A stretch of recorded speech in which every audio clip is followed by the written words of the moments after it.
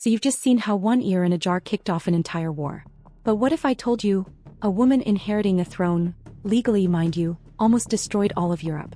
Welcome to the War of Austrian Succession. A war full of betrayals, backstabbing allies, surprise invasions, and one incredibly bold queen, Maria Theresa. This isn't just royal drama. It's Game of Thrones but with powdered wigs, cannons, and questionable treaties. But before we jump into this madness, hit that like button, smash subscribe, and ring that bell so you don't miss more wild stories from the past. Okay, picture Europe in the early 1700s.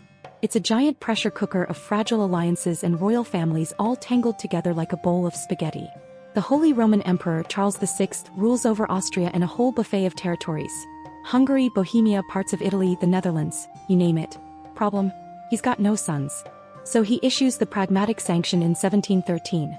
A legal pretty please, asking all European powers to agree that his daughter Maria Theresa can inherit everything peacefully when he dies. And at first, everyone's like, sure Charles, whatever you say. They sign it. They shake hands. They toast with wine. But the second Charles kicks the bucket in 1740, everyone loses their minds. Maria Theresa, just 23 years old, suddenly finds herself sitting on the throne of the Habsburg Empire. Her father, Charles VI, is dead.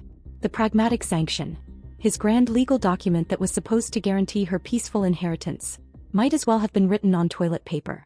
But Maria is not your average 18th century royal debutante. Well, maybe she is. But she's smart, sharp-tongued, and she's got zero patience for dudes in wigs telling her she can't rule. She's also a new mom. She literally just gave birth. And now she has to juggle diapers and diplomacy while half of Europe sharpens their swords.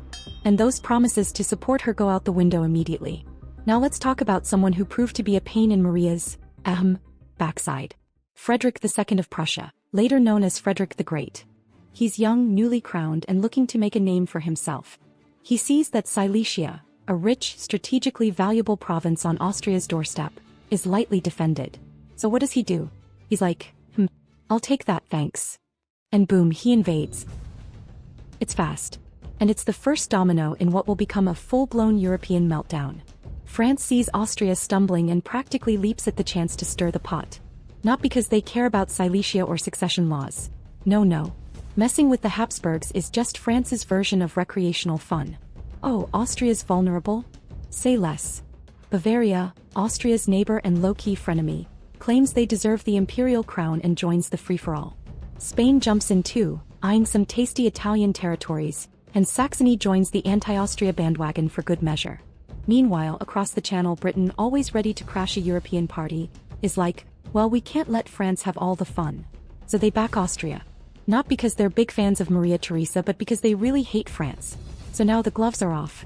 Europe turns into a giant bar fight with crowns. So now it's a full-on brawl. We've got Austria, Britain, and the Dutch Republic versus France, Prussia, Spain, Bavaria, and more drama than a soap opera. Frederick kicks things off with the Battle of Mollwitz in 1741. And let's be real, no one expects much. He's a new king, untested in war. But surprise, he absolutely wrecks the Austrian army. So much so that his own cavalry panics and flees, leaving Frederick to casually ride off thinking he lost, until his infantry mops the floor with the Austrians behind him. But Maria Theresa doesn't back down. She rides to Hungary, makes an emotional speech to the nobles, basically says, "Help me defend my crown." And these hardcore Hungarian warriors yell, "For the Queen!" and send troops. Meanwhile in the West, the British and French are throwing hands in Flanders, Italy is chaos, and Spain is trying to grab more territory in Italy like it's Black Friday. The fighting spreads to the colonies too, North America, the Caribbean, India. If the planet had Wi-Fi back then, this would have been trending everywhere. Finally, after 8 years of fighting, dying, and deal-breaking, Europe's like, you know what? We're tired. So in 1748, they signed the Treaty of Aix-la-Chapelle. What did it solve? Not much really. Frederick keeps Silesia. Maria Theresa keeps her throne, but she's not happy about losing such a rich territory. France and Britain basically hit pause, only to start fighting again in the 7 Years' War a few years later. It's like everyone agreed to take a coffee break before round 2,